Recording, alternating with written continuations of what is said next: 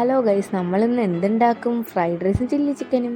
Ingredients മുകളിൽ mention ചെയ്തിട്ടുണ്ട്. അപ്പോൾ ആ മസാലയുടെ കൂടെ കുറച്ച് ഓയിൽ ചേർത്ത് നന്നായിട്ടൊന്ന് മിക്സ് ചെയ്യുക. അതിലോട്ട് കുറച്ച് ചിക്കൻ ആഡ് ചെയ്തിട്ട് മാറ്റി വയ്ക്കുക. എന്നിട്ട് ഫ്രൈഡ് റൈസിനായിട്ട് നമ്മൾ ആദ്യം വെള്ളം വെച്ചിട്ട് അതിനകത്തോട്ട് കുറച്ച് ഗ്രാമ്പൂ ആൻഡ് നെയ്യ് പിന്നെ കുറച്ച് ഉപ്പുകൂടെ ഇട്ടിട്ട് വെക്കുക. അത് തിളയ്ക്കുമ്പോഴേക്കും നമുക്ക് ചില്ലി ചിക്കൻ ഉണ്ടാക്കാം. അപ്പോൾ ആദ്യം നമുക്ക് ഈ ചിക്കൻ ഒന്ന് ഫ്രൈ ചെയ്ത് മാറ്റി വയ്ക്കുക. അപ്പോഴത്തേക്ക് ഇവിടെ വെള്ളം തിളച്ചിട്ടുണ്ട്. അപ്പോൾ അതിലോട്ട് നമ്മൾ കഴുകി വെച്ചിരിക്കുന്ന അരി ഇട്ട് കൊടുക്കുക. അതിനുശേഷം നമ്മൾ ഫ്രൈ ചെയ്ത് വെച്ച പാനിലോട്ട് വലിയ ഉള്ളി ഉപ്പും ചേർത്ത് നന്നായിട്ട് വഴച്ചെടുക്കുക. എന്നിട്ട് അതിലോട്ട് കുറച്ച് ഇഞ്ചി വെളുത്തുള്ളി പേസ്റ്റാണ് ചേർക്കുന്നത്. അതിനുശേഷം നമ്മൾ ഫ്രൈ ചെയ്ത് വെച്ചിരിക്കുന്ന ചിക്കൻ കൂടെ ഇട്ടിട്ട് നന്നായിട്ടൊന്ന് മിക്സ് ചെയ്യാം. ആ ബാക്കി ഗ്രേവിയും കൂടെ നമുക്ക് അതിലോട്ടിട്ട് മിക്സ് ചെയ്യാം. അതിനുശേഷം അതിലോട്ട് കുറച്ച് തക്കാളി ആഡ് ചെയ്യുക. എന്നിട്ട് നമുക്കിനി ഒരു സോസ് തയ്യാറാക്കാനായിട്ട് soya sauce, red chilli sauce പിന്നെ സ്വീറ്റ് റെഡ് ചില്ലി സോസ് കൂടി ചേർത്ത് നന്നായിട്ട് മിക്സ് ചെയ്യാം. മിക്സ് ചെയ്തതിലോട്ട് കുറച്ച് സെസമി സീഡ്സ് അല്ലെങ്കിൽ വെളുത്ത എള്ള് ഇത് നമ്മൾ ചേർത്തത്. അതിനുശേഷം നമുക്ക് ഇതാണ് നമ്മളെ ചിക്കൻ ഗ്രേവിയിലോട്ട് ചേർത്ത് കൊടുക്കാം.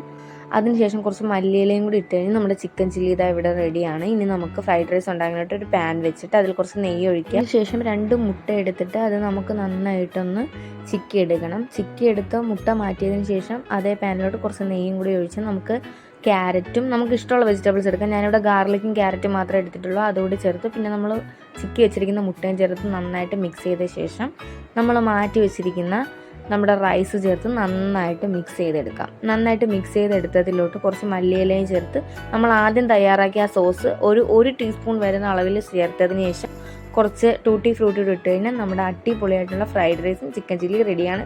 അപ്പോൾ ഈ ഒരു ചിന്ന കുക്കിംഗ് വീഡിയോ ഇഷ്ടമാവുകയാണെങ്കിൽ സബ്സ്ക്രൈബ് ചെയ്ത് സപ്പോർട്ട് ചെയ്യണേ. Bye guys.